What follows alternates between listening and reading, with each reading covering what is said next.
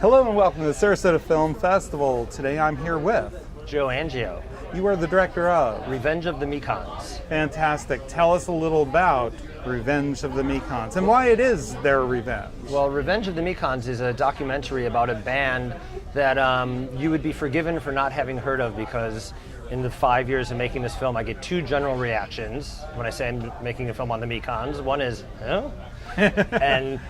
And that's the majority, but then the other is just like, oh my God, a film on the Mekons. The Mekons. So the Mekons are a band that was, like 9 million others, formed in the wake of the Sex Pistols in 1977, the punk movement.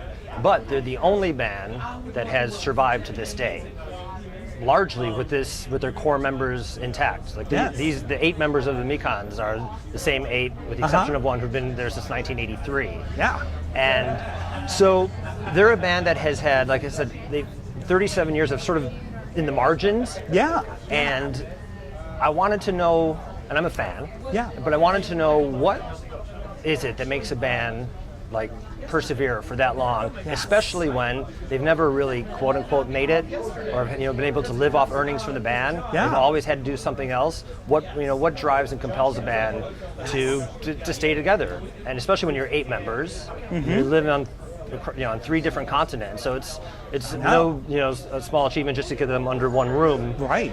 Under one roof, let alone to record a record and tour. And yet they've all crafted their personal lives more or less around keeping the Mekons together. That's amazing. So it's a genuine sense of family. It is a sense of family, and I think that's something that comes through. Like one of the kind of underlying themes of the film is sort of community and collectivism. Because this was a band, they were really. It's sort of like this left-wing socialist collective that formed at the University of Leeds in 1977. I was going to say, it's a college project. Yeah, exactly. And they were close friends with the members of the Gang of Four. Wow. In fact, that's how they started, was picking up Gang of Four's instruments when Gang of Four was, going off to the pub during the rehearsals. And no one ever expected this band to probably survive their college years. Sure. But they had some early success, and it just kept going. And I think the thing that, more than the music or anything that interests me to make the film, and I think what really unites the fans, the devoted cult, and certainly the critics, is that even though over the course of these 37 years the music couldn't be any further removed from punk rock. Yeah. Because when they started, the whole punk DIY notion, they were notorious for being the band that could least play their instruments.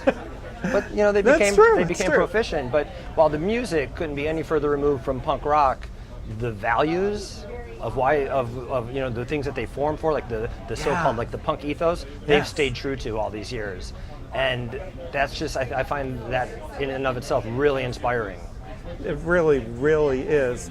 Tell me, what do you hope our audiences take from the Revenge of the Mekons? Well, I think it's first of all, I should say I was really conscious of trying to make a film that didn't just preach to the choir. Right. Because, you want to be an ambassador, let the world know they're still out there. Exactly. Or not even that they're still out there, for the majority of people that they ever existed and they are out there. There you go. So it's introducing them on certainly the base level to the music of this band. Yeah. But then beyond that, it's kind of what I alluded to earlier, that they stand for something. And that this is a band that, they were never concerned with the prevailing trends or what the market, sort of demands were. And, excuse me, and so they've always just forged their own path and stayed true to themselves. And I find that is a really inspiring message. And I think it's especially inspiring in this day and age, when we're all supposed to be brands and sell. And they're like, no, it's about something else. So if people could, I think if people can come away with sort of maybe questioning what success really means, or that it doesn't just mean, the monetary, exactly, then I've achieved something more than just, introducing them to a band that makes really good music. You absolutely have achieved your goal. The movie is wonderful. We're honored to have it and to have you here. Thank you so much for your time today. As I say, from your mouth to God's ears. We hope so. Thank you. Thanks for having me. Thank you. It's good to be down here. You're welcome.